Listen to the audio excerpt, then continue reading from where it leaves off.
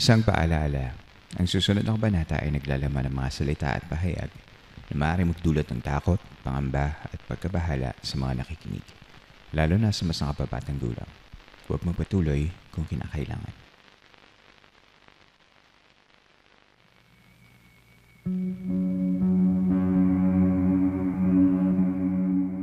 Magandang gabi po sa inyong lahat.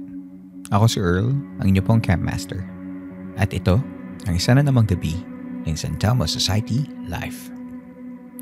The last time I had actual guest was a few weeks ago nang sinamahan tayo ng mga campers para sa isang masaya at nakakatakot na kwentuhan. Tonight, bubuksan ulit natin ang ating campfire para sa isang nagbabalik at isa sa mga paborito kong authors ng Philippine horror, si Miss Yvette Tan. Hindi ko na papatagalin pa. Let's listen to Yvette's chilling stories.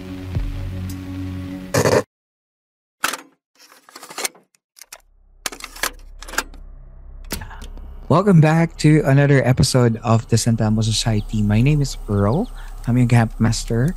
And tonight we're gonna be joined by one of our previous guests. Isa sa mga suki ng Philippine Campfire Stories. And tonight I'll be joined by one of the Philippines' most decorated author, the queen of Philippine literature horror herself, Yvette Tan. Nandito siya para magkwento ng kanyang mga stories. May mga entries siya sa San Telmo Society because she also listens to the Philippine Campfire Stories San Telmo Society segment. And ngayong gabi, pag-usapan din natin ng kanyang latest book titled The Insect Hag. And eto na, huwag na natin patagalin. Here with us in the San Telmo Society program, Miss Yvette Tan. Hi Yvette, welcome back. Hello, Earl. Hello, Campmaster Earl. Thank you for having me again. Yes, anytime. Lagi yan. So, nag-request talaga ako na mag-guest ka dito sa atin sa San Telmo Society segment because you have a lot of stories and parang last time na nagkausap tayo, which was what? 3 years ago dun sa last episode. And parang ang dami pang stories. And the last time na talaga nag-usap tayo dalawa was in your podcast and your show sa YouTube naman. So parang feeling ko kailangan mo talagang mag-return of the comeback. I'm very honored to be here. Yes, I listen to your podcast. Unfortunately, I'm very, very, very behind in the episodes kasi ang daming ganap, which I guess is a good thing. And I've always wanted to guest I always wanted to tell stories for the San Telmo Society. So, I'm so excited to be here. Madami akong baon. May listahan ako. Ayan na nga. Pag-usapan natin kanina. So, parang mamamasyal tayo ngayon. Dark tourism, episode. Kasi iba-ibang lugar yung mga pupuntahan natin. Oo nga, hindi ko alam kung bakit eh. Hindi.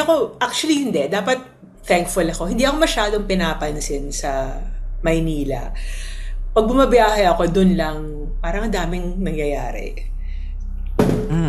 Okay. Ayan na. Oh. Sorry, phone ko yun. Hindi yun Hindi Sabi kasi hindi raw nagpaparamdam. Sorry. Ako nagparamdam. Anyway, first and foremost, how have you been? Kung kumusta tayo ngayon lately, I know that you have new book coming up, but we can talk about that later if you want. Do you have something to share sa mga taong hindi ka pa kilala or hindi ka pa napakinggan before? I'm Yvette Tan. I'm a horror writer. I have 4 books. One of them, which was recently released a couple of weeks ago. So, papakita ko. I have Waking the Dead. Chanan!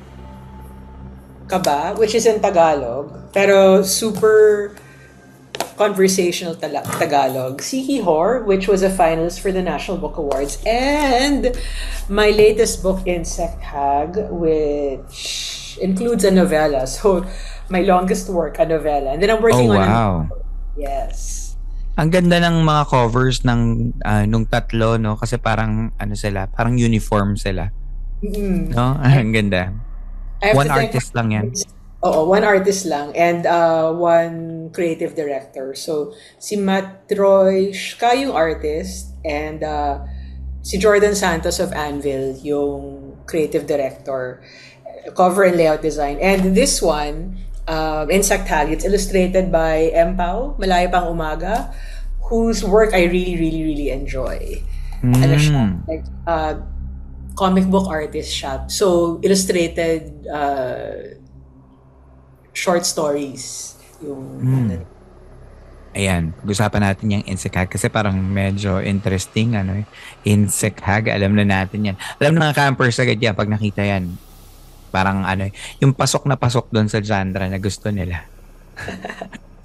kaya tayo Alright, hindi campfire yes. kasi. Yes. Tama. And yeah, simulan na natin. Ano tong last nating nagkausap, binalikan ko kasi yung episodes yun nga, parang narinig kong nagkwento ka sa amin tungkol dun sa experiences mo when you were a child. You had experiences with albularyo na nagtatawas, then you got yourselves offering biscuits dun sa duwende dun sa bahay ninyo kasi yung pinalaki ka ng yaya ng kapatid mo, parang ganun, na marami siyang mga kwento na parang meron siyang sensitive siya or marami siyang alam, parang mga ganun. Ano pa yung mga kinuwento mo? You talk about New Orleans na Yes. nagkaroon ka ng awakening doon na parang doon ka medyo biglang nagkaroon, na-develop yung mga senses mo. And yun, you also talk about your books, the past episode. And yun, so I'm excited to know, to hear more from you. Ano bang mga latest adventures mo, Miss Yvette Tan? Okay, so we talked about New Orleans, kung saan bumukas yung third eye ko. Na I like to tell people, singkit din yung third eye ko kasi hindi siya full-blown. Parang nakaganon din siya. Sometimes I'll see things, sometimes I'll feel things. I don't like seeing things, pero thankfully, when things happen, hindi naman siya nakakatakot masyado. Na-realize ko, mas takot ako mas ayaw ko magulat.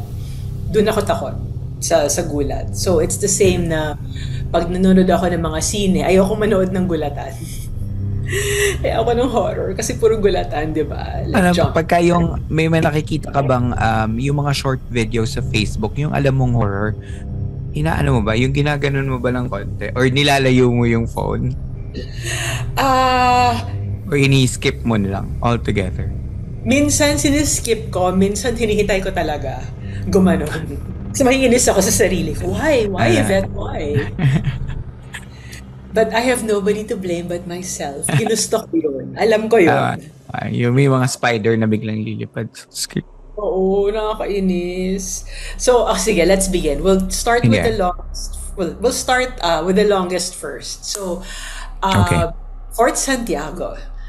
So, yung New Orleans, I think, happened in 2016. So, this happened in 2017 yata. Kasi this was nung Manila Biennale, which was curated by Carlos Celdran. Which, Okay. it was a wonderful event. It was a month-long event that turned Fort Santiago into one big art installation. And according to the records of Fort Santiago, tumaas yung visitorship by, I don't remember if it's 400% or 400 people. Basta Wow. 400. Because of the numerous events going on. So, I was part of that. Carlos asked me to be the scribe. So, I had to go around, look at the exhibits, write about them for the blog or for whatever purpose. So, one time, ginawa ko yun. Tapos, may sinama kasama ko doon, nakakita siya. Ako, hindi masyado. Like I said, singkit yung third eye ko. Siya, full-blown, open. May may nakaganon na toothpick para hindi sumara. Parang ganon. Pero, so, we go there, and then, the first thing we see is yung may mga tunnel dun kasi. So, may isang tunnel, yung exhibit na nandun is punong-puno siya ng mga bird cage na gawa sa alambre na galing sa dump site, mga payatas, ganun. Tapos yung mga bird cage ngayon, punong-puno ng mga doll parts na also galing sa dump site. So medyo eerie talaga siya. So bird cages filled with doll parts. So like limbs or heads, never buong doll. Siguro konti lang yung buong doll. Tapos nakahilera siya sa isang tunnel dun sa Fort Santiago. So yung person na yon, nauna siya, pumasok siya. Tapos ako naman, sa labas pa lang, sumasakit na ulo ko. So that usually happens when I enter an area whose energy doesn't jive with mine, sumasakit ulo ko. So masakit na ulo ko. And then, so nakikita ko yung isang tao, yung kasama ko, papasok siya ng papasok sa loob ng tunnel. Ako naman, in my head, I think, kung pumapasok siya, tapos sensitive siya, siguro okay lang, pwede rin ako pumasok. So sinusundan ko siya, papasok ako. But the more I went inside, the more sumasakit ulo ko. And then, when we get to the end of the tunnel, bigla siyang like, so, dire-diretso siya, diba? Bigla siyang tumarap sa akin. Tapos sabi niya, Tan, labas. Tapos tawang-tawa siya kasi I'm disabled. So, I have trouble walking, I have trouble running. Tawang-tawa siya because to this day, they will tell me na nawala daw yung kapansanan ko. Nag-speed walk daw ako palabas ng tunnel. And then when we get there, so we go outside, I catch my breath, pinagtatawanan ako, parang all the adrenaline made my soul leave my body and made me walk fast. So, and I asked, why did you make me go? Bakit mo ako pinaalis ng biglaan? And that person said, there was something at the end of the tunnel. And nakikita niya, parang siya kasi sanay na siya. So, go lang siya ng go, diba? Alam niya na ayaw ko makakita. Takot siya na pag mukhang may gagawin yung something na yon. Tapos, takot siya na magugulat ako, tapos matataob ko yung installation, tapos lagot kaming dalawa kay Carlos Hill. Oh. Okay. Very practical yung ano niya. Okay. So, on the way up to parang we were leaving, we were going to another exhibit, I said to that person, what did it look like? Did it look like this? So I described a creature. Tapos nagulat yung person na yon. Sabi niya, paano mo nalaman? Nakita mo ba? Sabi ko, hindi ko siya nakita inside the tunnel. Nakita ko siya nung palabas na tayo. Like, in my mind's eye, nakita ko yung nakita niya. So parang na-project niya sa akin yung nakita niya. Oh, okay. Delayed. So parang delayed broadcast. And then, so we go up, we go to another exhibit. We're looking for a specific exhibit. We go to the part of Fort Santiago that's near the Pasig River. Tapos nagtanong kami sa guard, Manong guard, nasan po yung place na to? Kasi hinahanap namin yung exhibit na to. So si Manong guard sabi niya, okay, nandun lang yun. Parang he gave us vague directions. So me being me, nagtanong ako, kuya, may something ba dito? Tapos sabi niya, hindi, walang ganyan dito. As soon as he said that, may narinig kaming nahulog na something sa likod. Parang may nahulog na mangga sa puno. Parang yun yung sound. Si Kuya Guard, parang sabi niya, I will, tutulungan kita. Parang he decided to help us find the second location. So, Wag niyo akong iwan dito. Sige po, sasama na ako. Parang gano'n. Parang gano'n, oo. Sasama ako sa inyo. So, yun. Tapos, so hindi namin mahanap. Parang, we to find the location, we had to keep asking other guards. So pagdating namin dun sa location na yun, yung hinahanap namin, 3 na yung kasama naming guard. So there's me, yung kasama ko, and then 3 guards from Fort Santiago. By the way, this is before closing, so madilim siya. So mga 8, mga ganun. Either a bit before closing or a bit after closing. Mm-hmm. And then so we finally find the installation we're looking for. Kaya lang, nasa super dilim part siya ng Fort Santiago. So madilim, walang ilaw, wala kayong makita. So while my companion and I are talking about what to do since we can't see the installation.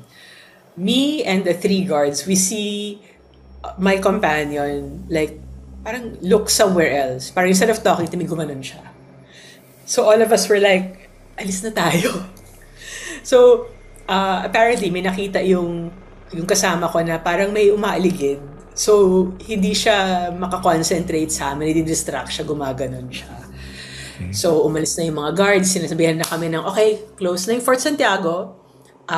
Please leave. So my companion said, sige, fine. Before we leave, we'll take a few photos of you by the arch of Fort Santiago, yung palabas ng gate. So yung camera niya, linagay niya sa tripod. So naka-tripod siya, tapos naka-remote siya. So hindi na ginagalaw yung camera. First, they took a photo of the gate, and then they took a photo of me. Photos, hindi photo. Photos, and then they took a photo of the gate ulit. Tapos pinakita niya sa akin kung bakit niya ginawa yun. So, I don't believe in orbs. Diba? Like, a lot of people say that orb photography is spirits. Me personally, I think baka madumi yung lente mo. Or baka may mga dust ka lang nakikita. But now, I think I believe in it. Kasi, so naka-burst siya. So, dire-diretsong shots, diba? So, there are photos of me na it's me, nothing. Second shot, me, and it's full of orbs. And then third shot, me, it's nothing again. And then there are also shots of the gate, the arch na nothing. Second shot, full of orbs. Third shot, nothing. Oh, so, okay. Yun pala yung nakikita niya, gusto niya pakita sa akin. So, this photo, if you go on the Wonder Manila Intramuros tour, the tour guide uses it as the last story before you leave Fort Santiago. Na, I mean, he talks about stories and then he'll talk about some of the supernatural experiences and he ends with mine. Yun. So, and one night, isang gabi lang yun. Like, all of that in busog one yung gabi mo ha. Pero, ano, yung tanong ko doon, yung sa first story mo doon sa Fort Santiago, yung creature, can you describe to us ano ba yung nakita mo? Naaalala mo pa ba? Parang para siyang si Gollum. Parang ganun yung itsura niya. Ay, mapapatakbo nga ako. Buti lang hindi ko siya nakita. Nung okay. Ano lang siya? So, clear ba siya nung nakita mo? Anong naramdaman mo nung bigla mong nakuha yung image na yun sa utak mo that day? Curiosity. Parang, kasi I found, like, dumating siya sa, like, lumabas lang siya sa isip ko nung paakyat na kami, palabas ng tunnel, paakyat kami dun sa second the installation na pupuntahan namin. So, parang tapos siyang oo, tapos na yun. So, parang, so, kaya ako nagtaka. So, when I was asking my companion about it, curiosity talaga, ito ba yung nakita mo? Kasi ito yung lumabas ngayon sa utak ko. Ang galing na may confirmation, no, na parang nakuha. Ang galing na merong, may projection sa, may parang, airdrop ng, or, exactly. Bluetooth. May Bluetooth ng, yung experience ni friend, no? Nakakatakot. Pero at least nakagaling ng nakakagaling ang takot. Oo. And at the very essence of the moment, napatunayan mong your legs won't abandon you. Yes, I know na kahit na may kapansanan ako, when I need to run, maybe I think the adrenaline will carry me through. Meron siyang ibibigay sa iyo. Yun yung take away mo dun sa experience na yun. Pero yung pictures na yun ng Arch and you, available ba yan na publish ba yan yung mga orb pictures na yan? I think I wrote about it on my blog, yuvettan.com. It's there somewhere. Hanapin namin yan. Hanapin ko and then I'll send. Sana maalala ko kasi I have super bad memory. Remind me. I'll send it. Sige. Kasi medyo 2017 pa. 2017 ba yung Manila Biennale? I think so. 2017 or 2018. Okay. Alright. Sige, hanapin natin yan. Pero ano yung mga nakwento ba nung friend mo kung ano yung mga nadidistract siya? Kung ano yung mga things lurking around? Kasi wala silang distinct shape. I mean, humanoid, yun lang yun. So, hindi niya alam kung gaano siyang Mm. tao or elemental siya. Basta, Mm. nakikita lang niya, tapos May nanggugulot, gumagalaw, ganun. gumagalaw, nanggugulot. Saka yung, hindi yung, as in yung makulit na galaw, parang gumaganon siya. Kunyari, this is me, I'm one of the guards. Lalabas siya sa likod. Nanggugulot Papansin, oo. talaga. Papansin Okay. lang talaga. So Okay. medyo nakakaaliw din marinig yung kwentong yun. Pero syempre at the moment, you're like, no, let's leave. Yung tunnel ba na yung pinuntahan nyo, yun ba yung may nabaon na parang mga Iba yun, dungeon yun. dungeon pala yun. Okay. Iba yung tunnel. Yung dungeon, hindi pa ako nakapasok sa dungeon kasi nga may kapansanan ako. So, Mm-mm. hindi ako nakakababa. So, ganun ka grabe yung kapansanan ko. And yet, nakatakbo na ako sa tunnel. Okay, all right. Okay. Good to know. Thank you for that story. At least pandagdag yun sa mga Fort Santiago stories kasi ang Fort Santiago is, I believe, talagang yan yung talagang highest concentration ng mga kwento na nakakatakot na parang lagi na lang tuwing pupunta doon merong mga nangyayari, may sumasakit yung ulo, laging ganyan parang siguro nga sa history niya, and parang may connection din siya doon sa, I guess, yung nangyari sa New Orleans kasi 'di ba New Orleans had a terrible history of slavery din so baka Yes. parang yung mga imprints or mga remnants ng history nila hanggang ngayon na natatapik ng mga sensitives like you. Probably yes. Kasi the tour guide of Wonder Manila, si Benjamin Canapi, he's told stories of how sometimes children will start crying near the dungeon for no reason. So it really affects sensitives daw sometimes. Naging guest mo pa siya, 'di ba? Sa isa sa mga episodes mo Yes. sa show mo. Yun. Unfortunately, that show has been put off air because reasons I will tell you off air. Okay. All right. Okay, sige. Malabo siyang reason. Nakakatawa siya pero hindi ko pwede sabihin on air. Okay. All right, sige.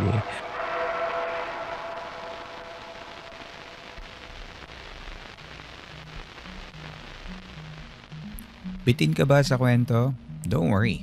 Marami pa kaming baon, Yvette. But we're gonna pause for an ad break. That and more coming up next.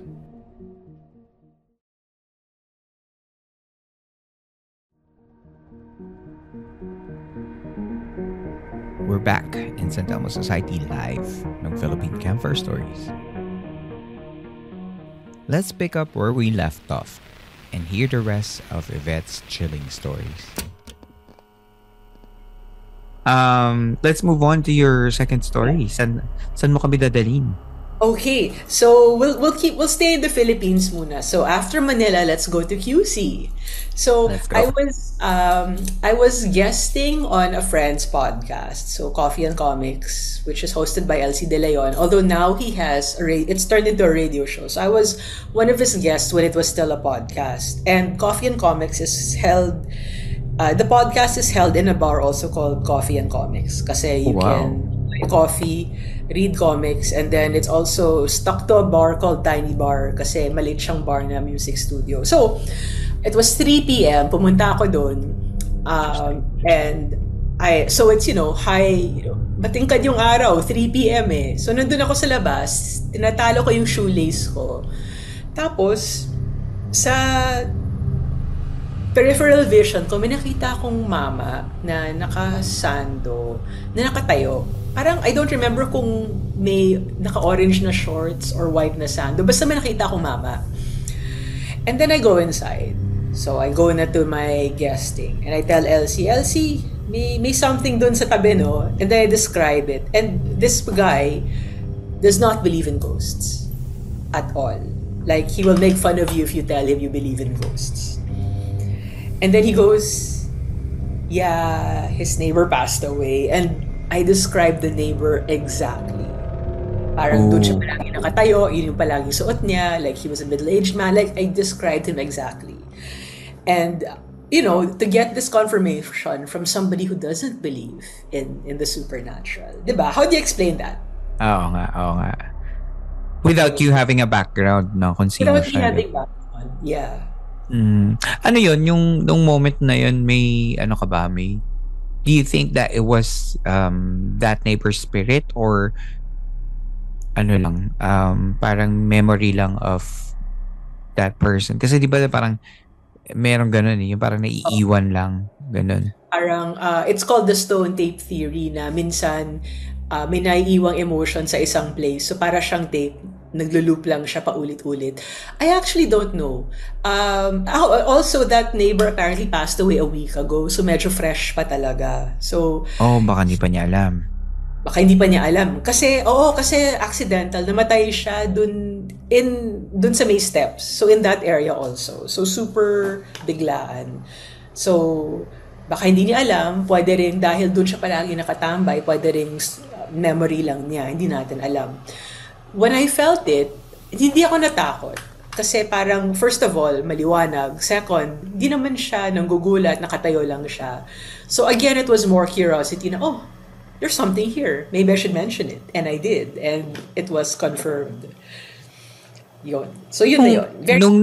Nung nakita mo ba siya, parang alam mo na agad na, hindi to taga dito. Or hindi, this is from somewhere, this is from another plane. Pag ganun Yes. ba, ano mo, na-distinguish mo kung sino yung tao, sino yung hindi?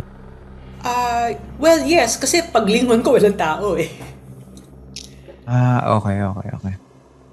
Pero sa peripheral vision, parang para siyang... Kasi parang the way you explain, parang regular looking person lang. Regular looking person lang. Parang, since nasa tabi siya, mukha siyang, the way I see it, parang siyang tao. I'm looking at the person, pero hindi ako nakasalamin. Mataas kasi grado ko eh. Okay. Pero nung lumingon ako, walang tao. Wala so, na. Yeah. Okay. Mga ano yan, yung mga parang, yung tawag doon? Yung parang glimpse of something. I forgot the term. May tawag yun sa sa Filipino, nakalimutan ko. Pag naalala ko, sabihin ko sa iyo. Yung kisap mata. Hindi. Malikmata?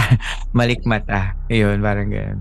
So when I experience something, I'm always looking for somebody to corroborate. Kasi ayaw ko naman magsabi na, I experienced something, tapos yun pala joke lang. Imagination ko lang. I'm always looking for somebody else to confirm what I saw. Kasi I also believe na if we want to prove that the supernatural exists or doesn't exist, diba, we need confirmation on this plane. So I'm very big on scientific explanations, if ever, or at least corroboration from another person. I think yun yung pagiging journalist in you na yung parang you always find facts para, alam mo yun, resibo para, and what better way to actually, diba, na parang confirm your story than having another person na hindi pa psychic or hindi naniniwala at all to let you know na, paano mo alam yun na hindi mo naman siya nakita o nakilala before, diba? So, Exactly. Yun na yung confirmation na yun. Take it. We won that day. Yes. Okay. I hope he's resting in peace now. I hope so. Wala ba siyang moment na parang hindi kasi kayo nagkaroon ng interaction, nakita mo lang siya sa peripheral mo kalang isip ko baka pwede mo siyang kausapin or meron ka bang moment na ganun? Wala, ayaw ko. Hindi ka nag-engage? Hindi. Well, hindi naman. No, I don't. Although may tita ako, like my friend's mom, who's very, very sensitive. Like, healing people, powers ganon. One time she said to me na, Yvette, the dead want to talk to you. Sabi ko sa kanya, tita, will they pay me? I have a lot of problems. No. So ayaw ko talaga. No. Do not want. Do you think na by talking to spirits from the other side would give you good karma in return? I Ganun, may nakausap ka ba? Or yung tita mo na yun, parang do you think that she's, but it's a form of help or assistance kung oh what iisipin mo, diba? yeah, but she's not Buddhist kasi. So she comes from the Filipino tradition na very traditional, bawal humingi ng bayad.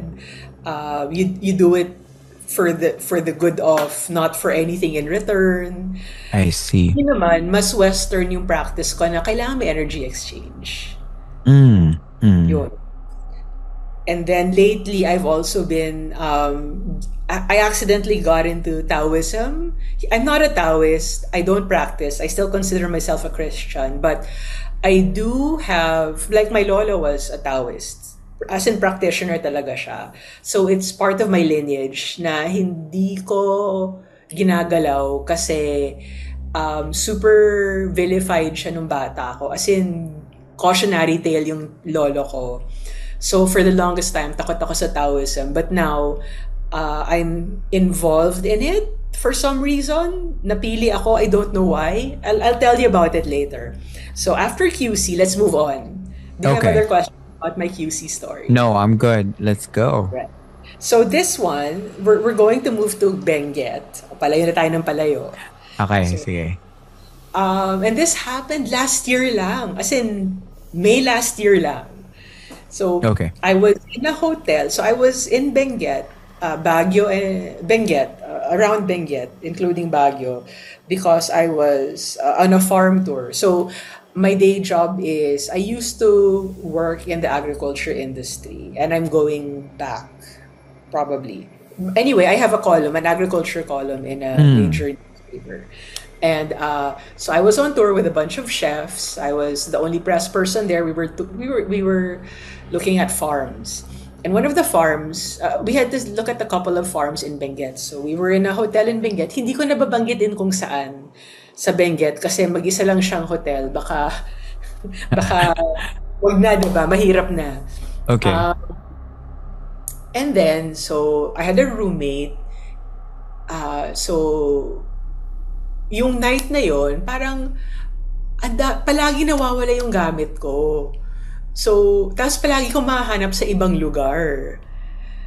Naakala ko, like, is my memory that bad? Parang, ganun ba ako kapuyat? Parang, alam ko nilagay ko to dito. Bakit nandyan? Parang yung medyas ko, linapag ko sa kama, nahanap ko sa ilalim ng kama ng roommate ko. Yung headphones ko, parang linapag ko rin sa kama, nahanap ko sa loob ng bag na nasa loob ng isa pang bag. Ganun ka weird. Oh. Tapos, pag may nangyayaring ganyan, syempre part of you is like, am I really tired? But also part of you is like, parang may pakiramdam kang iba. Feel mo na parang, at the back of your mind, you're like, this isn't normal, what's going on? Okay. So I thought, okay, baka pagod lang ako. Hinayaan ko yun. The next day, when we were back in Baguio, I was talking about it to one of the chefs. And I was like, this happened to me. And the chef goes, oh, okay, you're not the only one. Kasi something weird happened to this other chef as well. Parang sa kanya naman, nahanap niya yung bag niya, like, sa gitna ng room na nakabukas. Parang something like that. Ginalaw, parang something moved also. Na imposible naman kasi walang papasok sa kwarto. So, doon ko na-realize na, okay, may nangyari palang something. And I talked to a friend who's based in Baguio, and apparently, madami daw ghost stories. Madaming kwento from that specific hotel. Kasi the Japanese used to be in that, like used to live in that area during World War II. I think. Yeah. Or parang ganun. Parang hindi ganun. So, yun. Yun yung kwento ko about Benguet. Ang dami rin yung ang daming ang mga ang daming Baguio-centric stories which parang yung mga campers nga nagsasabi na punta tayong lahat sa Baguio ganyan. Parang gusto nilang mag ghost hunting or gusto lang na mag-get together for just to tell stories. Kaya sobrang hindi naman nakakagulat. Pero mild pa nga yung nangyari sa iyo di ba na Sobrang mild. sobrang mild pa nung gano'n na wala ka talagang nakita or something. Ganyan. Yung nami-misplace lang. Pero napaka-mischievous naman nun. Ng, medyo ah annoying yung level ng gano'n na parang, ano ba? Anong sasabihin mo? Sabihin mo na lang kung meron ka. Oo. Hindi ko yung ganong klaseng pranks ng mga taga-ibang lugar. Parang, ano to? Bakit ganyan na? Guguluhin mo ba yung gamit ko? Oo, parang ano ba? Meron ba akong dapat gawin? Takutin mo na lang ako kung ganyan. Hindi, okay lang. Okay lang na hindi ako takutin. Okay na ako dun sa borrowing. Parang kasing Actually, ano eh. Hindi mo anong point nito? Parang, oo nga eh. Parang ayaw ko pa naman pag ginaganon ako ng tao.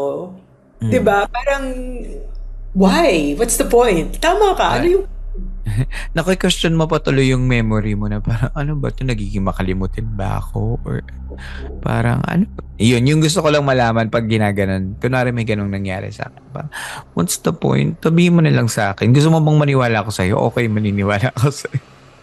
gusto mong pansinin kita? Gusto mo ng candy? Ano ba talaga? Gusto mo ba magpalambing? Ano ba? Speaking of candy, yung nangyari din pala. Like, this one is ano, okay. Makati naman to. Bumalik tayo. Okay. I remember the story kasi that also involved the borrower. So, Mm. I visited my friend sa bahay niya sa Makati. Tapos sa bahay niya kasi may mango tree sila. Tapos ang kwento doon is may mga duwendeng nakatira na friend ng nanay niya. So friend sila doon. And then, umuwi ako. Tapos weird yung feeling ko. As in, tanong ako ng tanong doon sa friend ko na parang like I was hearing things in her house. Parang I was asking her weird things na, so what do your mom's friends sound like? Have she ever heard them? Parang weird yung pakiramdam ko. And Mm. then, after that, I go to a gig in Sagiho. Christmas to, where my friend gives me a candy cane na malaki, malaking candy cane. And then, I go home, and I'm looking through my bag, tapos hindi ko mahanap yung candy cane. At all. Mm. In my Mm. bag. As in, nilabas ko lahat ng gamit ko, pinasok ko ulit, hindi ko mahanap yung candy cane. So I'm like, oh, baka naiwan. Okay, so not a problem. The next day, it's back in my bag. So I text my Very prominent. Ang laki kasi, yes. no? Okay, Oo, okay. malaki siya. So I text my friend. I'm like, what's going on? I think may sumama, pero bumalik na. Parang ganun. Mm. Eh, mahilig sila sa candy, di ba? Mm, mm, mm. Hiram niya ng konti, tapos binalik niya. So, okay lang, alam mo yun, okay lang kung hiramin niya yung candy cane, wag lang yung earphones ko, wag lang yung medyas ko. Pero umuwi na siya. Thankfully, wala na. Like, my, uh, my apartment is a safe haven right now. Okay, that's good. You referred to the person, so yung parang mga taong yan, no? The borrower. Yeah. Have that's very interesting. Why do you naging story mo na ba ito or nakwento mo na ba? Naging part ba to ng mga collection of stories mo? Kaya No, na-coin mo yung it might term. be. It might be. I'll use it. So, patented. May trademarked. Trademarked. Gamitin ko muna. Copyright, the borrower. Copyright the borrowers. No, Mm-mm. kasi nangihiram sila eh, di ba? Yes, oo. So, sinusoli naman nila. So, yun, that's That's what interesting. borrowers. The borrower. Nako, paggamit ako bilang character, gawin mong early yung character din sa story. Talaga ah. Anyway, sige, so that's Makati and that's Benguet. Yes. And then, let's move on to Japan. Kailangan ko ng Tantanahan. visa. Oo nga eh. Um, may 5 years visa naman. So, Oo nga. this happened before the pandemic. So siguro mga 2018 or 2019. Mm. My boyfriend and I went to Japan Okay. and stayed with my friend who lived in Yokohama, like in the outskirts of Yokohama. So parang papunta sa bahay niya. So may bus stop. It's a 10-minute walk from the bus stop to my friend's house. Tapos dadaan ka sa medyo maliwanag naman kasi it's Japan, so it's safe. Mm. Pero medyo slight bukid Mhm. uh, yung aura niya. So, slight bukid, medyo walang tao, pero maliwanag. Like, may konting ilaw para hindi ka matalisod. Pero aside from that, madilim. So, it's just me and my boyfriend, and we're walking. And my boyfriend has nothing. No third eye. He doesn't want to know anything about this. Is not interested at all. Okay. Okay, so he didn't know this story. Hindi niya alam yung kwento up until Manila kasi narinig yung kinakwento ko dun sa ibang tao. So we're walking to my friend's house and medyo 11, the last bus gets there before midnight. So mga 11 plus to ng gabi. So we're walking to my friend's house. It's a 10-minute walk. And then I hear a lone bird in the sky. So mag-isa, totoong ibon to. But it made me realize na nakakatakot nakakatakot talaga kung makarinig ka ng ibon tapos mag-isa ka tapos madilim. Kaya pala yung mga ninuno natin takot sa lahat kasi nakakatakot talaga siya. So, at least ito medyo suburb siya. Imagine kung forest, 'di ba? Tapos yung nipakat mo. So, nagigets ko yun, nakakatakot. And then, after I heard the bird, I started seeing things. I started seeing, alam mo yung sa mga Ghibli cartoons, yung puti na gumaganon, tapos mata. So, I kept seeing those, pero tall, like, human size. Tapos, mabilis silang gumaganon sa vision ko. Kasi di ba madilim yung daan. Gumaganon sila. So, ako sobrang, I don't like. May dala akong flashlight, binuksan ko yung flashlight para mawala sila. So, like, nawawala naman sila pag may ilaw. So, okay, I started using the flashlight until we got to my friend's house. My boyfriend did not know anything about it until we got back to Manila. Kasi bakit mo naman siya tatakutin, di ba? Tatakutin. Like, okay nang ako na lang yun. Saka alam ko namang hindi sila nanggugulo. Hindi naman sila nakapansin. Nandun lang sila. Saka feel ko mga nature spirits sila. Na kami yung nag-i-intrude dun sa space nila. Yun. Kaya, di naman ako natakot. Pero, ayoko na matalisod dahil hindi na sila, di ba? So, yun yung Japan kwento ko. Nagkakaroon ako ng parang linear theory sa mga nangyayari sa'yo. Kasi parang Yokohama is, again, ano na naman yan parang medyo, di ba merong historical area dyan noong 1945 in World War II na isa din yan sa mga napinsala ng marami naman talaga napinsala ang World War II. Pero meron din siyang history. Meron din siyang dark history na. So baka yung mga napupuntahan mo like yung Benguet with the presence of the Japanese, sa Japan mismo, New Orleans with its history, Fort Santiago with its history. So parang baka yung mga napupuntahan mong historically challenged ay baka yun yung natatap mo. Yung baka sila, the cities itself, yung mga napupuntahan mo mismo is alive. Tapos baka nakaka chance ka on their yung pagiging strange lang nila because of it, because of their past. That's interesting. I never thought of it that way. Siguro kasi POV ko dahil kinikwento mo sa akin. Siguro nga. Galing naman. I like that. Thanks. Time traveler ka.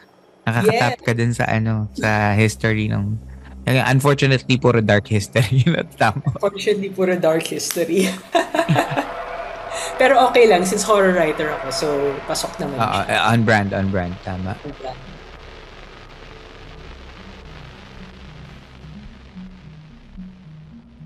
More of Yvette's story coming up next.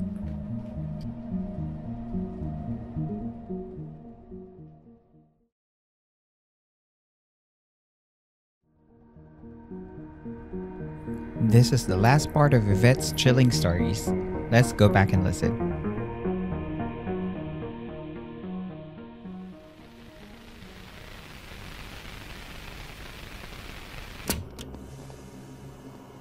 Tapos the last one is Taipei. And again, it's a bit long. Hindi naman siya mahaba. Not as long as Fort Santiago. Kasi it spans a couple of years. Okay. 2022, and then most recently, just last week. Oh, My diba? last Taipei.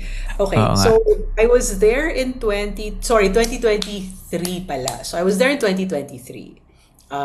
And before I left, I had a feeling na, hindi ko alam kung saan nagagaling yung mga feelings na to. Anyway, before I left for Taipei, I had a feeling na you have to go visit a tree.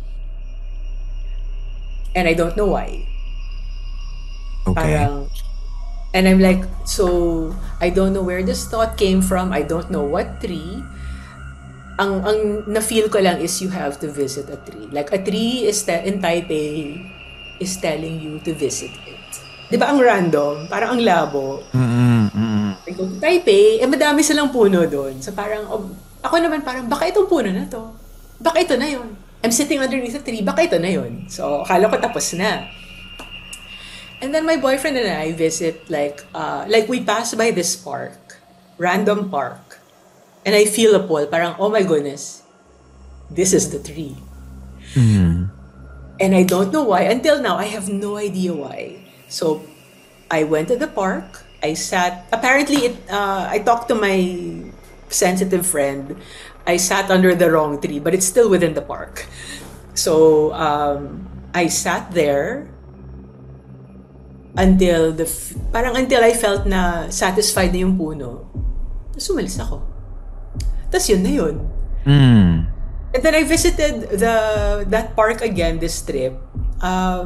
Iba na yung feeling. Wala na yung pull na you have to come here. Pero masaya siya na, oh, you're here. Hello. Okay, that's it. I don't know if, like, there's a thing kasi, I feel like, I don't know if I'm being forward with this, but I feel na, I think Taipei, the city itself, like, really, like, natutuwa siya sa akin for whatever reason. Kasi, alam mo yung ano, kasi sa Chinese kasi, kung natutuwa sa'yo yung matanda, uutusan ka palagi. Parang ganon. Yun. So, whenever I go to Taipei, not Taiwan, Taipei specifically, palaging, starting from that last trip, palaging may utos. Palaging go here, sit here. Tapos hindi ko alam kung bakit. For no reason lang. Okay. And then that same trip last year, we went to visit a temple. I forget which temple it is. And then I felt, again, I'm Christian. I have to specify. I identify as Christian, even though I don't go to church anymore, because I don't like a lot of... Because pero yung belief, yung core values mo. Yes. My core values are still Christian. Okay. And ayun nga, takot ako sa Taoism. Dahil nga, pinalaki ako na dapat matakot sa Taoism. Kasi hindi siya Kristiyano. So, we went to a temple and we're there as tourists. So, wala akong cultural background, wala akong cultural connection sa mga temple, except as, I can take pictures. That's it. Yes. And then one of the deities, like, called to me, like, nagpapapansin siya, nagpapacute siya, parang, uy, say hello naman to me, parang ganun.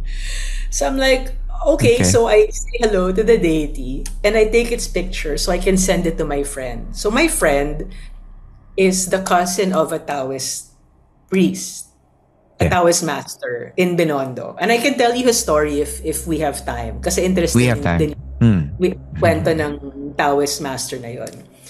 And I'm not gonna tell... and apparently, parang the Taoist master said na, oh, okay, it's the god of... Parang he tells me what god it is, what the deity is. And...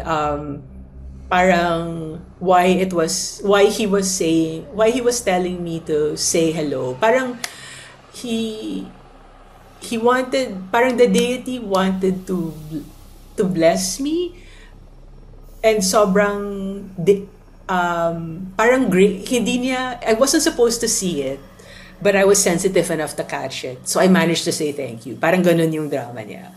Okay. And so this next trip naman, we weren't planning on going to that temple, and we didn't. Kasi I felt naman na I wasn't asked to go back. However, I was asked to go to another temple, and I didn't know it until we landed in Taipei, and then we passed by this other temple. Kunyari yung Temple A tapos na. Si Temple B naman. Parang Okay. may na-feel ako, okay, I have to visit you. Parang, again, inutusan ako, I have to visit. I have to visit this temple. So I do that again. Like when I find time, I visit it. Again, may tumawag sa akin ibang deity naman. So again, I take a picture. I send it to my friend. I send it to the cousin mismo. I show it to the cousin mismo.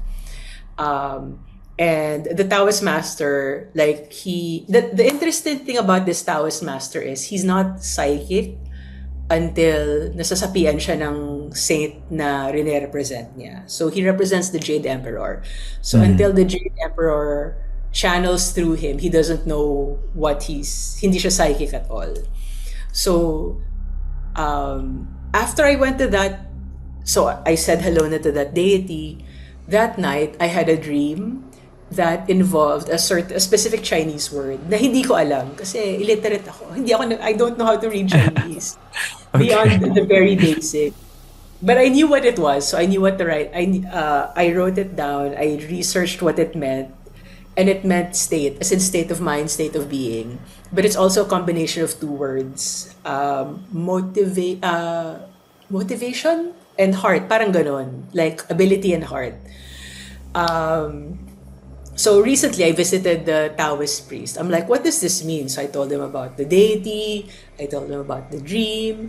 And apparently, again, the deity wanted me to do something.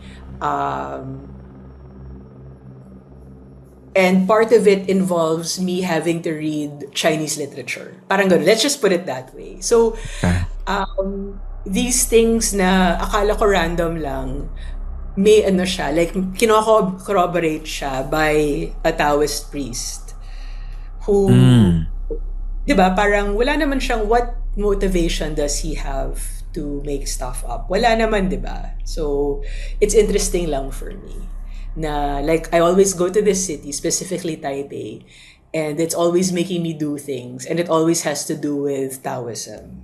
And I asked the priest also, the Taoist master, parang, bakit ganyan sa Taipei? Something happened din pala this trip.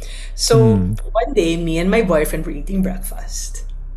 And then, I suddenly say, you're going to get magkaka-minor inconvenience ka today, so watch out. How did that message or how did that thought came by? Parang, there's something, I saw an omen. I'm not gonna say what it is, but there's a certain action na pag nakita ko, alam kong may mangyayari. And it's happened before na parang I saw this omen, kasama ko yung boyfriend ko, and I said, okay, you're going to get into 3 inconveniences today. And the three inconveniences nga. This one, it was just one. I said, you're gonna get into an minor inconvenience today, so watch out. Later that evening, when we were getting off at a night market, parang yung card niya, naubusan ng load, pero hindi niya alam kung bakit. Kasi alam niyang puno siya ng load. And his friend corroborates na both of them loaded at the same time. So it should have been like 100 NT worth. Pero nawala lahat, naging -6. And we don't know where the money went until now. So we did go into a minor inconvenience. So I was asking the Taoist master, parang bakit like what's going on? What is my connection to Taipei? Why do I seem more intuitive there? And why do these things want me to visit them there? And he said, very simple naman yung reason niya. It has nothing to do with me really. There are malaki yung concentration of worshippers, of Taoist worshippers in Taipei. So he thinks I'm tapping into that. Yun, those are my around the world. Nice. Parang ano ka pala, no? Kumbaga yung Taipei ay isang malaking what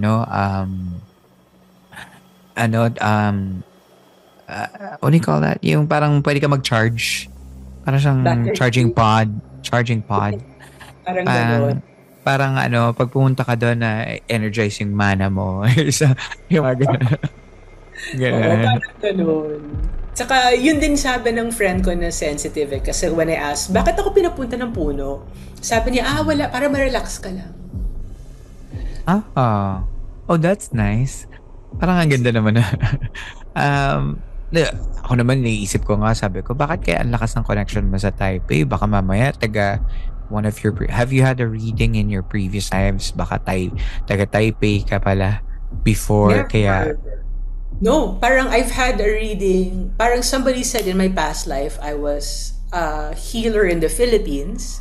And somebody mm, else said, nagbukas yung third eye ko sa New Orleans kasi may past life ako doon. Apparently, if you're sensitive, like if you're open to it and you go to a place where you had a past life, mas magbubukas yung intuition mo. Apparently, I don't know if it's true. Yun yung sabi sa akin. So, but nothing as far as I know with Taipei. Although I used to visit it a lot as a child because my mm, dad had a friend there, but mm. nothing really happened up until these last two trips. Now, what would be the, ano, no, the, uh, instances na kaya mo na nabubuksan yung mga ganong moments is mga previous lives mo pala yun, no? Na doon ka, ano, doon ka pala dati, yung mga Japan, yung sa Yokohama, baka ano, Baka no, taga doon ka pala, kaya ka pala biglang nakakakita kasi nag-intertwine yung mga lives nyo, yung past siguro. selves mo. Oh, that would be amazing if that's true. Um, yung ganda, ang na-pick up ko dun sa Taipei mo is parang kasi ang daming ganun eh. Minsan may mga ganun din ako moment na parang may bigla kang mada-download na parang urge or yung ganyan, yung parang may appeal na for you to do something. I don't listen to it, so hindi ko alam. Pero now that I've talked to you, parang siguro I should look out into it na parang kapag may bigla akong certain urge na parang do this or get this, parang it could be random things na parang wala lang naman talaga. Like for you, parang to feel relaxed under a tree. Parang, pero if you have those sort of small missions na gano'n na parang maganda na parang, para katuloy, ang naiisip ko talaga siya siguro dahil this is just me na ano, para kang biglang may new task na para kang nasa game na May side ganyan. quest ako bigla. Ganyan yung side quest. Parang ka nasa game na parang kailangan mong kausapin si neighbor A. Ganyan. Para makuha mo kung ano yung kailangan mo. That certainly it will lead to a bigger thing na parang kailangan mo i-overcome or i-accomplish. Ganun yung naisip ko siya. So parang it's cool. Parang in my thought, gano'n na parang we're all under this simulation. Maybe we are. Ganyan. Maybe we are. I Ayun. like that. I'll think of it that way also. O nga, no, parang maside quest yung Taiwan. Baka meron lang talagang, and maybe the ultimate goal is for you to be acquainted with Taoism kasi parang definitely may history ka na eh. So, Actually, I think it's headed there. Kasi, so, can I talk about my yes, Taoist yes. master? Mm, Okay. So, I met this Taoist master through his cousin. And so I'm Chinese Filipino, I'm Chinoy. And the Chinoys are famous for not liking anything that has to do with the supernatural. They don't want to talk about it, they don't want to hear about it, nothing.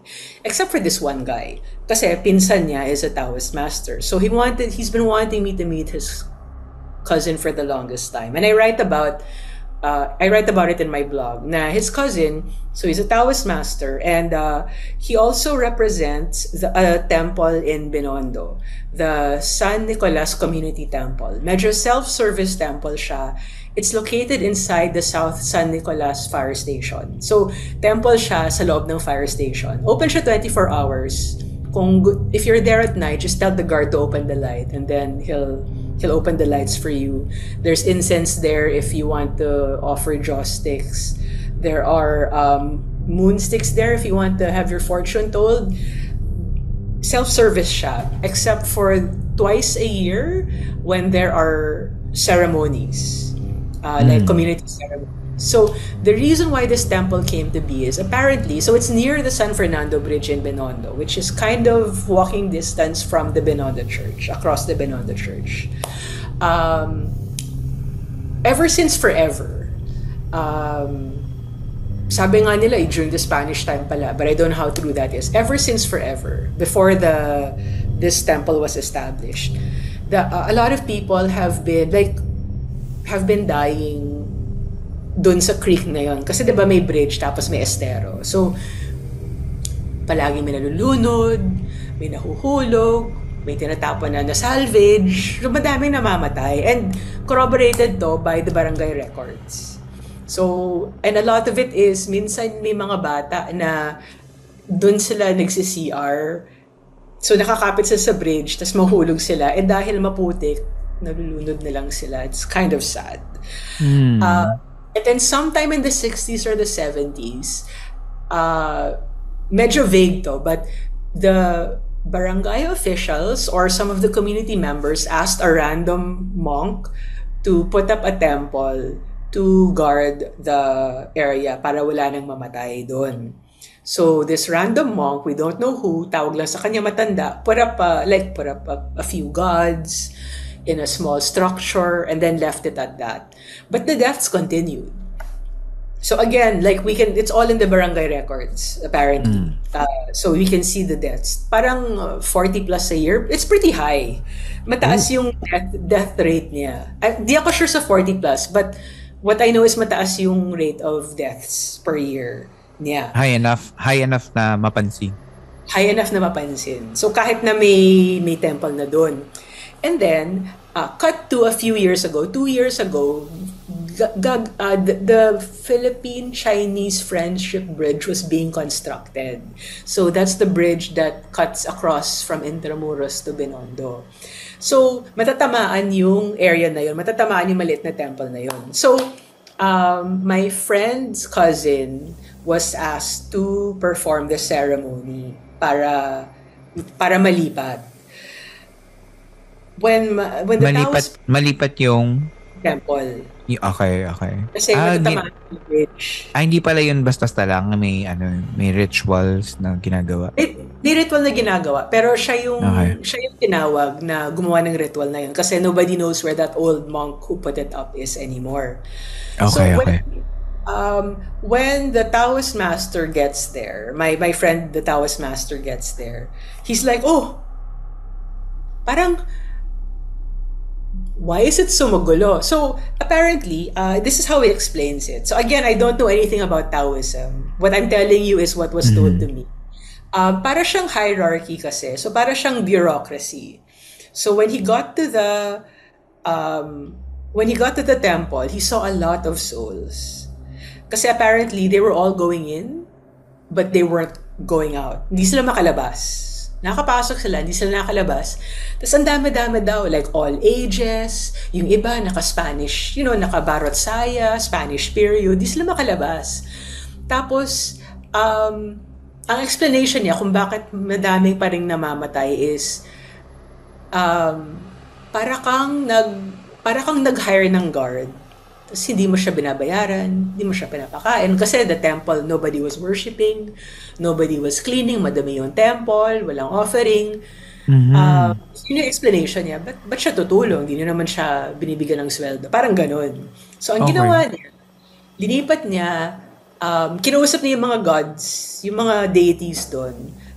They don't call them gods, they call them deities. Anyway, kinausap niya yung mga deities doon. And then linipat sila dun sa current location, which is the South San Nicolas Fire Station. And since the Taoist master represents the Jade Emperor, he put a second altar. So the first altar with the original temple is in that new site, but there's a second altar with the deities that this Taoist master represents. Tapos ang explanation niya is, so yung barangay Tanod, yung lumang deities, hindi sila parang to help them kasi malaki yung volume ng kailangan nilang i-process na papeles. Marami silang backlog. Marami silang backlog. Oh my God, okay.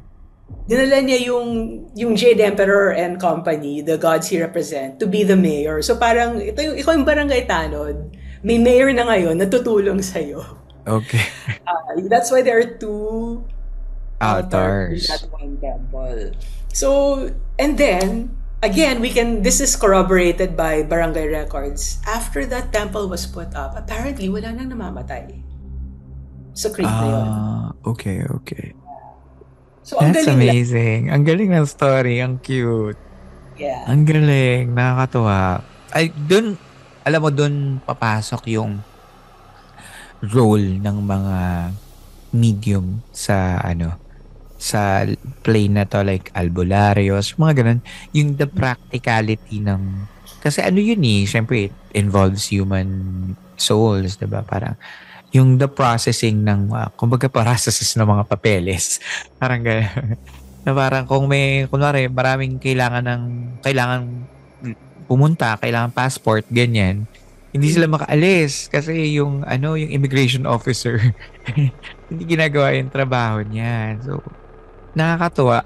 Ang galing na ma-process natin siya in a way na naiintindihan natin in the most practical way. Thank you for that story. Ang cute, ang ganda. Ganyan. Sana nakausap din natin yung Taoist master na yun kung ano pa yung mga kwento niya. Nakakatuwa kasi. Oo nga eh. Gusto matanungin ko kung papayag siya.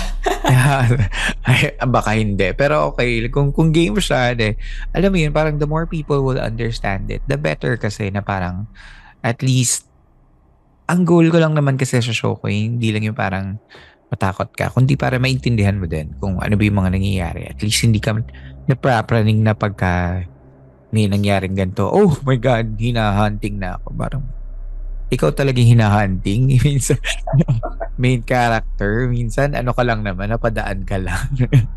Oh, exactly. I feel the same way. Oh, masyado tayong main character syndrome, mga tao. We share this plane with other people, even though we are the masters of this plane at least. At this plane. Of this plane. May kwento nga yung that same Taoist master. Do you want me to make kwento? Okay. Yes, please. Kasi, something I'm really interested in that I want to do scholarly research on is bakit walang mga Chinese na multo sa Pilipinas. Oo nga yun.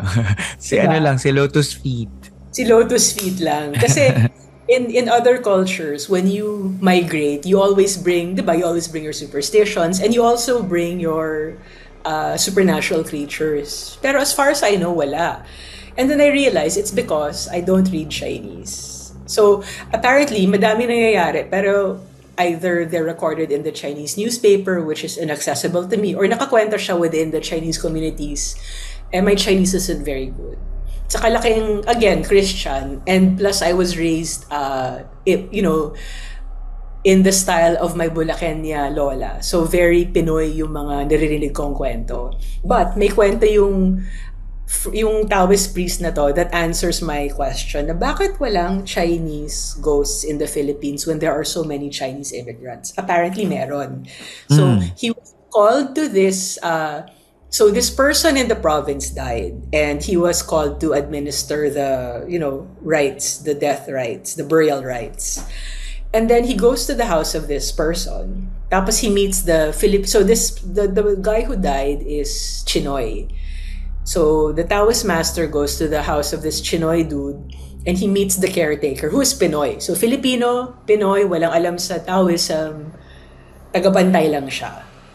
Tapos ang kwento niya dun sa Taoist master is, may nakita akong dalawang tao, isang matangkad, isang maliit, tapos hinahanap si sir pero sinabi ko deads na, parang ganun. And the Taoist master figured out that these two people are black and white impermanents. So they're the Chinese Grim Reapers. They're the Grim Reapers of the Chinese tradition. So, ibig sabihin, diba, what does this Filipino guy, wala siyang alam about Chinese traditions, but he was able to see these two figures from, that take the souls of the Chinese Grim Reapers. Grim Reapers. So that's interesting to me, and that means na yes. So we do have, we did take our supernatural creatures with us, and it doesn't necessarily mean na inchik lang. Sorry, magpapagalitan ako. Chinoy lang yung makakita kasi in this case, Pinoy nakakita. Hindi niya alam kung ano yung nakita niya, pero significant siya sa Chinoy. Oo. Baka ano lang, hindi lang tayo nakakakuha ng nung ganong material kasi we're not exposed to it na ganon. Yes. Kumbaga parang naghahanap ka ng Chinese news sa sa local broadsheet. Parang Minsan ganon. wala ganon. So, yun. Minsan wala namang ganon. So, unless it's very interesting enough na nakapasok siya dun sa mainstream na binabasa mo, 'di ba? Or kinokonsumo. Yes. Baka yan na nga yung mo, main goal mo ngayon lately, yung isa sa mga maging sync ka sa iyong culture. Tawi culture, Chinese culture. Baka ang mag-aral na ng Chinese language or something. Oo nga feel ko nga parang yung mga, kasi sobra akong, binaliwala ko yung mga Chinese language lessons ko nung bata ako. Parang, it's coming back to haunt me now. I have to brush up. Kasi it's an important, kasi I also feel na, since the Chinoys don't like talking about these things, diba, the supernatural, death, and all that, kasi feel nila it might attract that. Hindi siya, I feel na it's a part of our culture, but that needs scholarly work. And I want to concentrate on that if there's the chance. Ayan. Ang dami mo kasing ginagawa So parang baka yung mga yan parang nagpaparamdam lang sila na parang huwag mo kaming kakalimutan, parang Siguro ayun nga. yung mga yung mga pending mo na parang reminder lang. Meron ka pang hindi nagagawa dito. Oo, tsaka feel ko naiinggit sila kasi 'di ba I write a lot about Filipino folklore. Kasi yun talaga yung mahal ko. So feel ko naiinggit yung Chinese side ko na, uy, kami naman. Tama pwede naman paghaluin. So, pwede naman paghaluin yun. Next time, 'di ba? At least hindi mo sila nakakalimutan. That's good. Yes. And speaking of mga gawa, may bago kang hatid sa mga readers natin. Sobrang fantastic ng mga past 3 books mo. Thank you. 3, diba? Ayan. One of them was even made into an episode sa Philippine Camper Stories, ang Sikihor, na talagang sobrang patok na patok sa mga nakinig. Ngayon, may bago tayo. The Insect Hag, among other stories or other stories? And other stories. So it's other stories. So it's a collection of short fiction, but it's now 5 stories and 5 short stories and 1 novella. Ayan. So Insect Hag is English for wow, my brain is short-circuiting. Parang It's okay. Ayan, hatid ulit ng Anvil Publishing, ang ating mother publishing ni Miss Yvette. So ang Insect Hag and other stories, anong mga preview mo na may bibigay sa amin dito? Anong kwento dito? Kasi parang Insect Hag, parang pag sinabi yan sa amin, parang mambabarang agad yan eh. Well, it is a mambabarang story. So here, the first story is called First of the Gang, which I take after a Morrissey song. And it's about 3 kids who, like, one of them steals something from his mother's sari-sari store and shares it with his friends in the hopes that their dreams will come true. The second one is Wings, which is a super early story. I think I wrote it in the late 90s. And doon natin, wow, one of my first stories talaga about a guy who, and you can tell kasi medyo college yung sentiment niya. It's a guy who returns to the province to see his ex-crush. Parang ganon. Ay, nice. Okay. Yes. And I noticed also na parang madami akong return to the province story. And oh yeah. And then the next one is called Puero Usog, and it was published somewhere else first, but it's a story about, this one, it takes inspiration from Zombadings ni Jane Castro. Uy, And wow. those days, Okay. sinabi ko sa kanya, I'm writing a story, it takes inspiration from your film. And it's also, the film is also mentioned in the story na nausog yung guy na to, tapos he's trying to find a way to get rid of the usog. Parang ganon. Tapos nanood siya ng Mm. Zombadings, tapos, uy, baka pwede tong gawin. Parang ganon. Um, Mm. and Okay, sige, then interesting. and then there's Horror Vacui, which won the Nick Joaquin Award, Literary Award last year.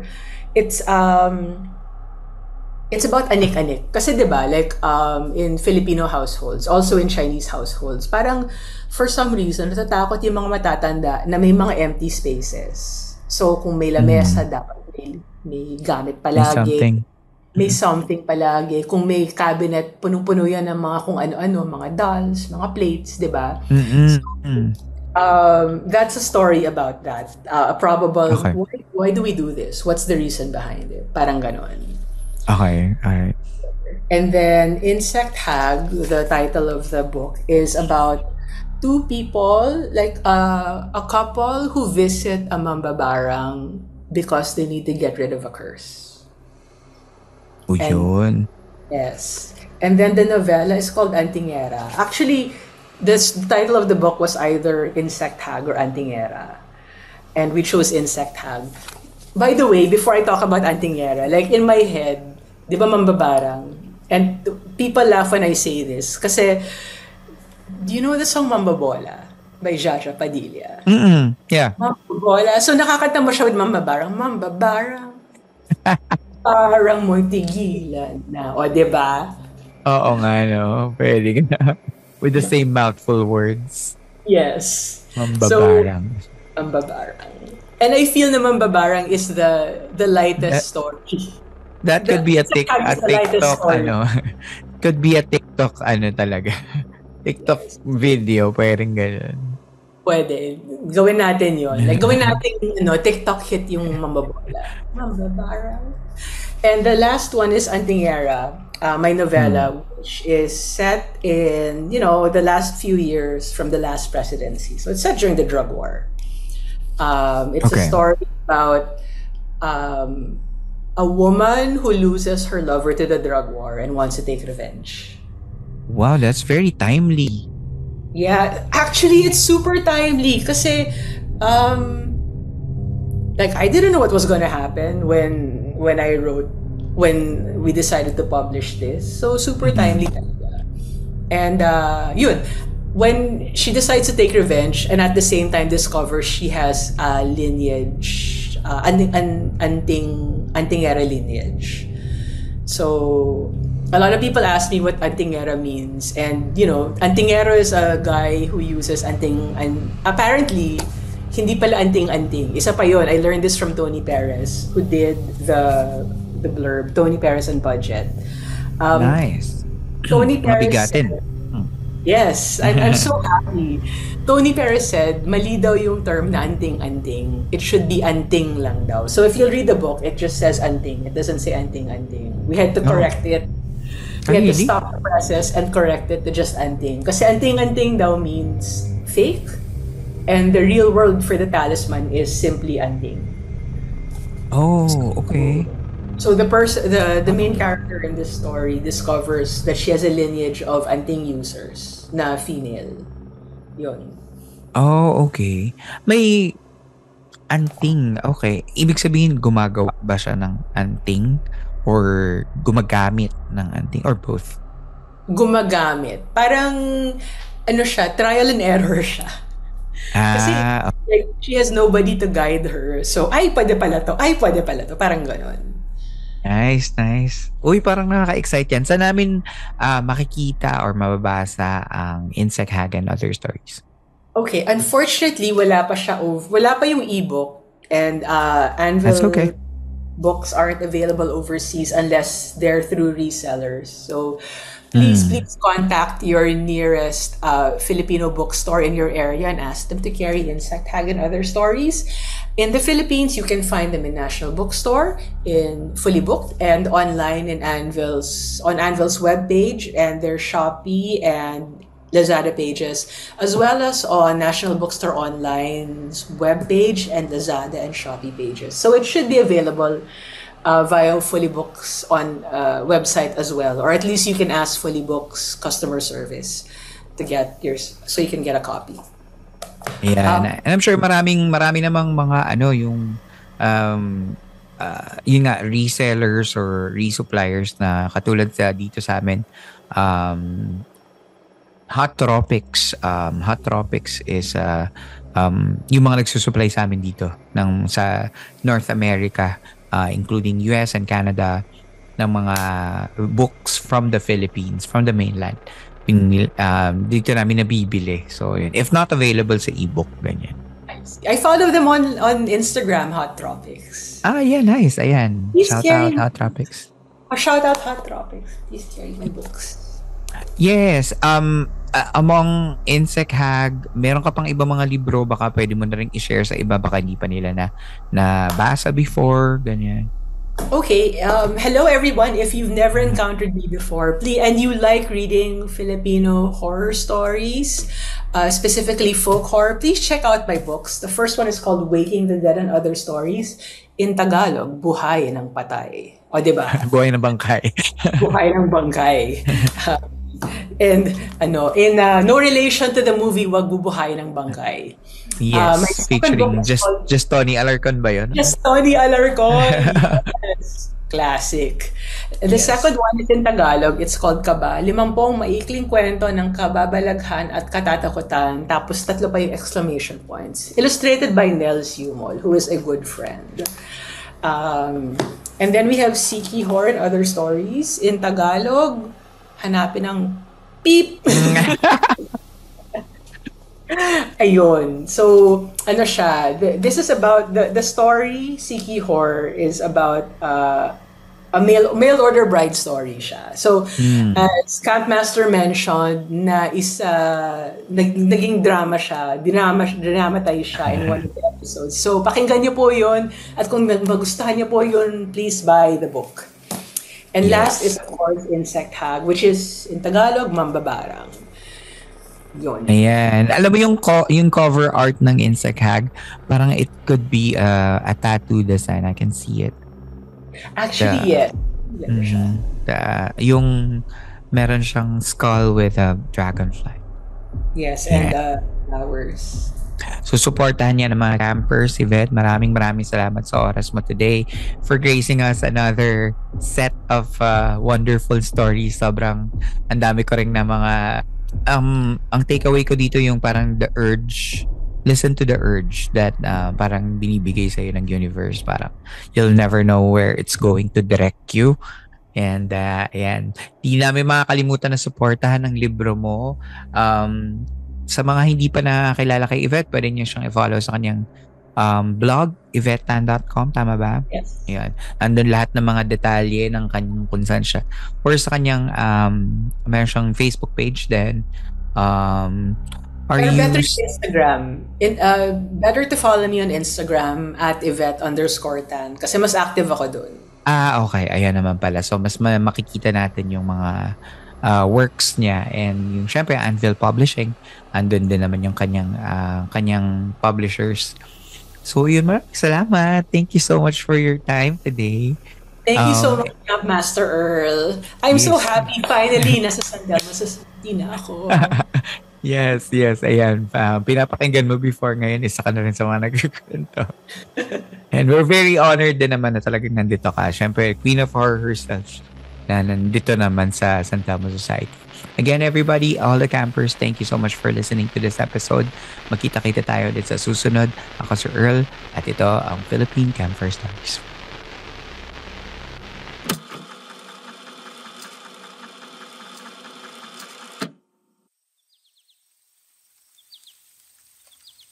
That was such a nice conversation with the Queen of Philippine Horror Literature herself, Miss Yvette Tan. Sobrang gaan kausap, and tuwing magkakwentuhan kami ay laging may mga baon siyang kwento na nakaka-brain tease sa horror-infused imagination natin. Kaya naman, kung nabitin kayo, go and follow Yvette sa kanyang Instagram at ang kanyang handle ay @Yvette_tan. That's @YVETTE_TAN. sa Instagram, and buy her latest book, The Insect Hag and Other Stories, in your favorite bookstores. Thank you again, Yvette, for gracing our show this episode.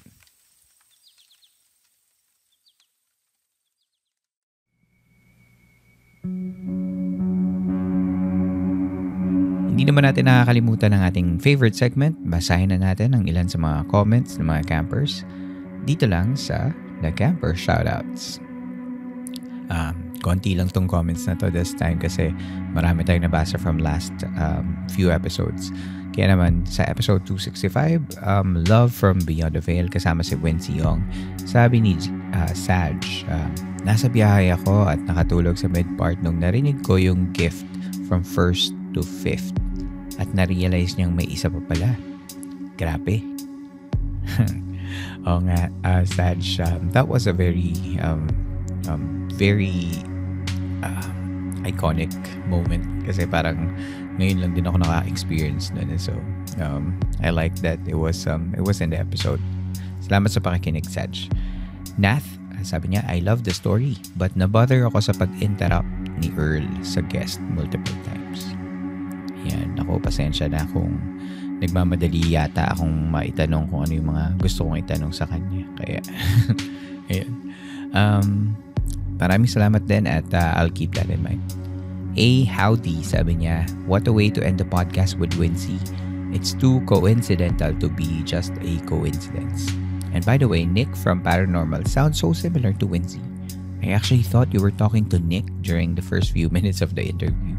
I realized it was Wincy kasi diretso kasi magsalita and no stutter at all. Peace, Nick of Paranormal. Yeah. Thank you, Howdy, sa pakikinig mo sa amin sa episode. And shoutout kay Nick of Paranormal Podcast at kay Wincy ni rin ng Telebabat Tape. So maraming salamat sa inyo dalawa. Episode 264, and this is our last shoutout sa San Telmo Society Live. Sabi ni Khalil, the 2011 Maria Cacao ay super intriguing. Upon researching ay may organization na nag-organize ng dance theater about sa experience. Meaning, talagang maraming naka-experience. At super curious tuloy ako sa mga nakasaksi ng mystical ship na yon. At pauspong pa lang ang internet noon. So there's just a magical thing hearing it through first-hand experience. Khalil, maraming salamat sa pag-search mo nung at pag-share mo sa amin na meron palang gano'n na dance theater na nagsagawa nung gano'n, no? So, parang malaki pala talagang event yung Maria Cacao sighting na yun, no? So, baka meron pang ibang nakakita nun ay maaari sila magkwento sa atin. Maraming salamat, Khalil. And that's it for Camper Shoutouts. Kung gusto mo ring marinig ang name mo in the shoutout, all you gotta do is just leave a comment via Spotify app. And ang mga mapipiling comments will be featured here. The more detailed, the more creative the comment, the better. Just remember to be kind whenever you share your thoughts dahil ang podcast na ito ay mananatiling safe space for everyone. See you sa next shoutout. At dito na po nagtatapos ang ating kwento for our campers na feeling mo ay good job ang podcast sa pagsama sa iyo sa araw-araw na gawain at naiibsan ang iyong mga pagkainip, and you feel like giving us tips, pwede kayong magpadala ng pang coffee or ng anything. Pwede nyo yung isend sa earlm.work@gmail.com sa PayPal or pwede sa GCash, and you'll find the number dun sa ating episode show notes. Punta lang kayo at makikita mo yung number ng GCash natin.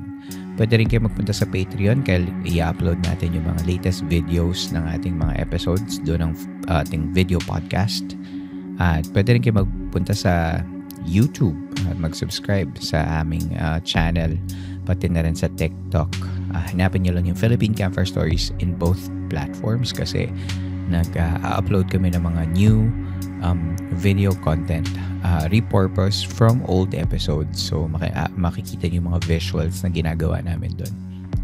Maganda, panoorin nyo at sana i-share nyo sa mga kaibigan nyo. Lastly, you can also stay for the ads at the end of the show kasi yung mga ads na yun yung tumutulong sa amin na magkaroon ng revenue from the podcast. So, yun. Maraming salamat sa pagstay niyo lagi dun sa huli ng episode, yung huling ads dun. At kung may kwento ka, gusto mo share yan, all you gotta do is just reach out to us via email, campfirestoriesph@gmail.com. Babasahin natin yan sa mga susunod na episodes natin. Muli, maraming salamat sa inyong pakikinig. Magkita tayo muli sa susunod na episode. Ako si Earl, at ito ang St. Thomas Society ng Philippine Campfire Stories.